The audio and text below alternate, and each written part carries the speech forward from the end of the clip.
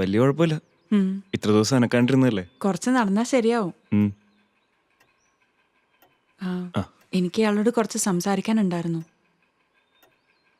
അഹല്യയെ കുറിച്ചാ.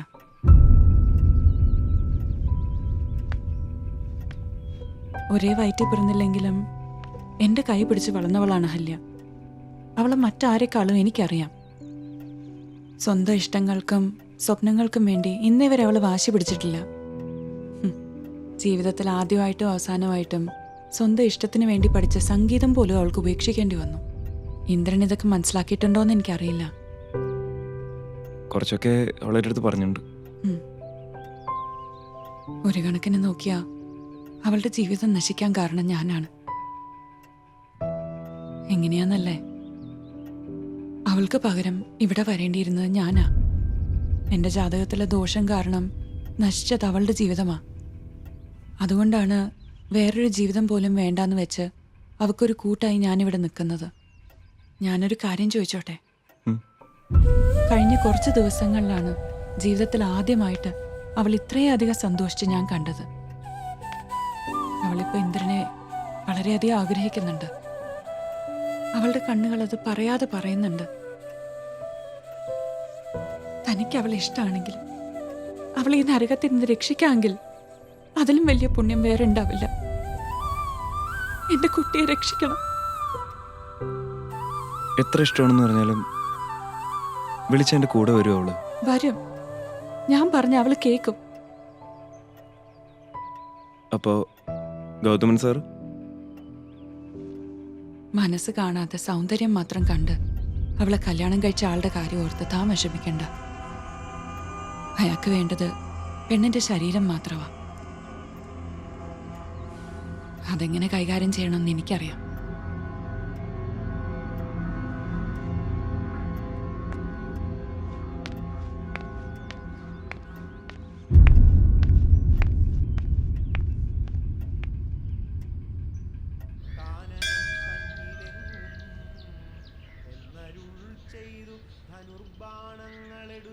ചിത്തി, നിങ്ങൾ സംസാരിക്ക, ഞാനങ്ങോട്ട് നിൽക്കാം. ഇയാളോട് ഇങ്ങനെ പറയണമെന്ന് എനിക്കറിയില്ല. പറയണോ വേണ്ടെന്ന് ഒരുപാട് ആലോചിച്ചു. പിന്നെ ചിത്തിയോട് സംസാരിച്ചപ്പോഴാണ് എനിക്കൊരു ധൈര്യം വന്നു. ഇയാള് പറഞ്ഞ് ബുദ്ധിമുട്ടണ്ട. ചിത്തി പറഞ്ഞത് സത്യ. എനിക്ക് ഇന്ദ്രനെ ഇഷ്ടമാ. ആ ഇഷ്ടം എന്തുകൊണ്ടാന്ന് ചോദിച്ചാൽ എനിക്ക് അറിയില്ല. ഒരുപക്ഷെ ഇയാളോടൊപ്പം ചെലവഴിക്കുന്ന ഓരോ നിമിഷവും എനിക്ക് സന്തോഷവും കെയറിങ്ങും ഒക്കെ ആയതുകൊണ്ടാവാം. ആ സന്തോഷം ജീവിതകാലം മുഴുവൻ ഒരുമിച്ച് പങ്കിടാൻ തയ്യാറാണോ എന്നറിയാനാണ് ഞാൻ വന്നത്. അറിയില്ല. അങ്ങനൊരു തീരുമാനം എടുക്കാൻ കഴിയുമെന്ന് എനിക്ക് അറിയില്ല. ഇന്ദ്രൻ പൂർണ്ണ മനസ്സോടെയാണോ എന്നെ സ്വീകരിക്കാൻ തയ്യാറായത്? അതെ. എനിക്കില്ലാത്തതും അത് തന്നെയാ. പൂർണ്ണമായും തീരുമാനം എടുക്കാൻ കഴിയാത്തൊരു മനസ്സ്. ഒരു തുലാസിൽ തൂക്കിയ തന്നോടുള്ള ഇഷ്ടത്തിന്റെ തട്ട് തന്നെയാണ് താന്നിരിക്കുന്നത്. ഉയർന്ന തട്ടിൽ കുടുംബക്കാരും സമൂഹവും എല്ലാം ചേർന്നൊരു വാൾ കെട്ടിയിട്ടുണ്ട്. അത് ചിലപ്പോ എൻ്റെ മാത്രമല്ല, തൻ്റെയും ജീവിതം ഇല്ലാതാക്കും. അതുകൊണ്ട് എൻ്റെ കൂടെ വരില്ല എന്നാണോ? അങ്ങനെയാണ് ഞാൻ തീരുമാനിക്കുന്നെങ്കിൽ എന്നെ വെറുക്കരുത്. എന്നോട് ക്ഷമിക്കണം.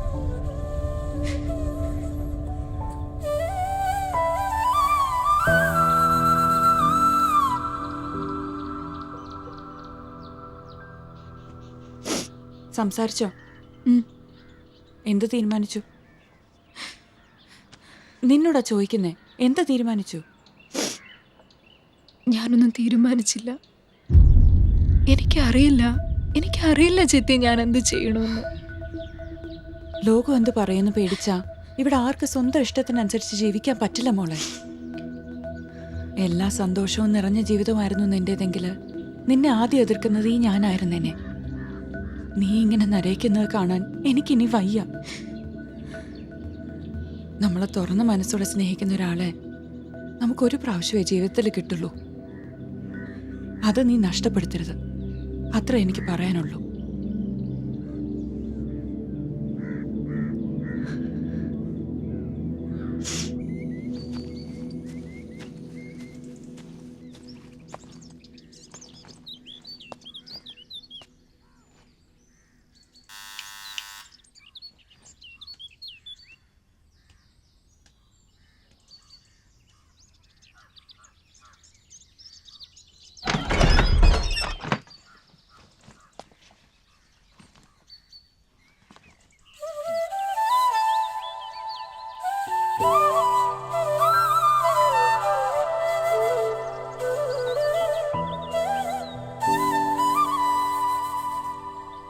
ഇറങ്ങാറായോ?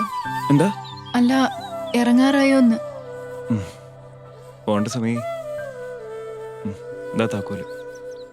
സാറിനോട് പറഞ്ഞാൽ മതി. പിന്നെ എൻ്റെ സാധനങ്ങളൊന്നും ഞാനിപ്പോൾ എടുക്കുന്നില്ല. എല്ലാം ഹരിയേട്ടനോട് പറഞ്ഞിട്ടുണ്ട്. അവർ പാക്ക് ചെയ്ത് അയച്ചോളൂ. ഇതാ പിടി.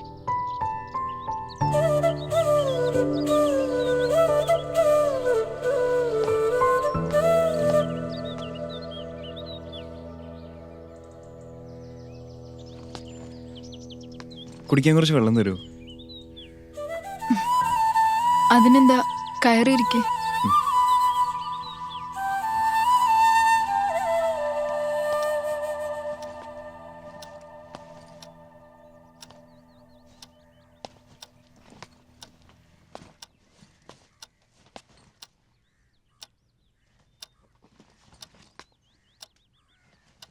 ആ, താങ്ക്സ്. ഈ പെയിന്റിങ് സാറ് വരച്ചാണോ? അല്ല, ഞാൻ വരച്ചതാ. ആ, എങ്ങനെയുണ്ട്? അസലായിട്ടുണ്ട്. ഇളൊരു സംഭവമാണല്ലോ. ഞാൻ വലിയ സംഭവമല്ലെന്ന് എനിക്കറിയാം.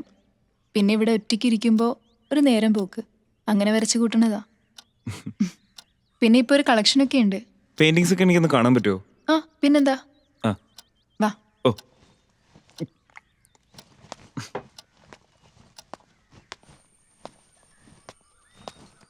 അവിടെയാ.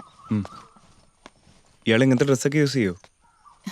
ഏയ്, ഇത് ഞാൻ പണ്ട് കോളേജിൽ ഫൈനൽ ഇയറിന് പഠിക്കുമ്പോൾ വാങ്ങിയതാ. ആഹാ. അന്ന് കോളേജിലൊരു ഷോ ഉണ്ടായിരുന്നു. വീട്ടിൽ കരഞ്ഞ് കാല് പിടിച്ചൊപ്പിച്ചതാ. കരഞ്ഞതിനൊക്കെ ബലം ഉണ്ടായിട്ടോ.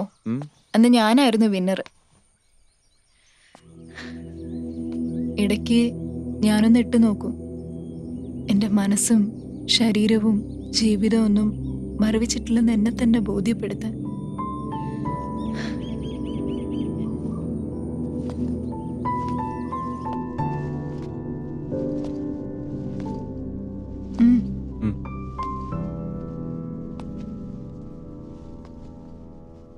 ഇത് ആ, ഇതെന്റെ കുടുംബക്ഷേത്രത്തിലെ ദേവീ വിഗ്രഹ.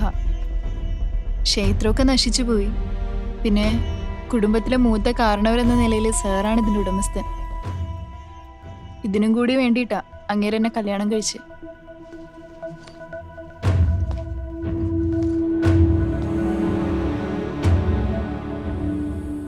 സാറിന് എന്തിനത്?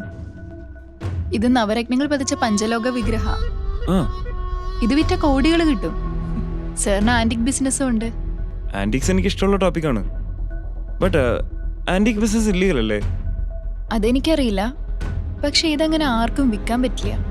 അത്രയ്ക്ക് ശക്തിയുള്ള ദേവിയാ. നമ്മൾ മനസ്സറിഞ്ഞ് എന്ത് പ്രാർത്ഥിച്ചാലും അത് നടക്കും. എന്നിട്ടെന്താ തൻ്റെ ആഗ്രഹങ്ങളൊന്നും നടത്തി തരാഞ്ഞേ? ശപിക്കപ്പെട്ട ജന്മമായിരിക്കും എൻ്റേത്. അങ്ങനെയൊന്നുമില്ലടോ. എല്ലാത്തിനും അതിൻ്റെതായ സമയമുണ്ട്. അതുകൊണ്ടായിരിക്കും ദേവി എന്നെ തന്നെ തൻ്റെ മുന്നിലേക്ക് എത്തിച്ചത്. എന്നിട്ട് എന്ത് കാര്യം? കാര്യമില്ലെന്ന് ആരാ പറഞ്ഞേ? തന്നെ ഞാൻ ഇവിടെ നിന്ന് രക്ഷിക്കട്ടെ? എന്നെ എങ്ങനെ രക്ഷിക്കുന്നാ? പറയാം.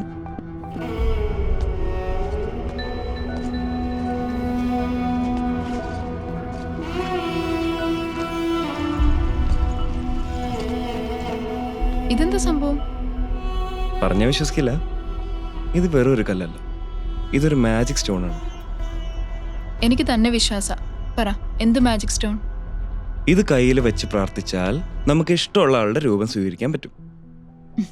എനിക്ക് തീരെ ബുദ്ധിയില്ലാന്ന് തോന്നുന്നുണ്ടോ? ഞാൻ പറഞ്ഞില്ലേ വിശ്വസിക്കില്ല എന്ന്. ഞാൻ വിശ്വസിക്കണമെങ്കിൽ എന്നെ പ്രൂവ് ചെയ്യണം. ഇതങ്ങനെ പരീക്ഷിക്കാൻ വേണ്ടി ഉപയോഗിക്കാൻ പാടില്ലെന്നാണ്.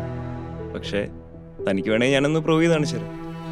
ചുമ്മാ പുളു അടിക്കല്ലേ. അങ്ങനെയാണെങ്കിൽ ഇതൊക്കെ വെച്ച് എല്ലാവർക്കും എന്തൊക്കെ ചെയ്യാം. പറ്റില്ല. അർഹതപ്പെട്ടവരുടെ കൈ കിട്ടിയാൽ മാത്രമേ ഇതിന്റെ മാജിക് പവേഴ്സ് ഒക്കെ വർക്ക് ചെയ്യുള്ളൂ. അല്ലാത്തവരുടെ കൈ കിട്ടിയത് വെറും ഒരു കല്ല് മാത്രമാണ്. ഈ മന്ത്രതന്ത്രങ്ങളൊക്കെ നടത്തിയിരുന്ന കുടുംബമാണ് എൻ്റെത്. എൻ്റെ മുത്തശ്ശൻ്റെ കയ്യിൽ നീട്ടിയത്. ശരി, ഞാൻ വിശ്വസിക്കാം. എന്നെ പ്രൂവ് ചെയ്ത് കാണിക്കും. ഇത് ഉപയോഗിക്കുമ്പോൾ കൂടെ ആരും ഉണ്ടാവാൻ പാടില്ലെന്നാണ്.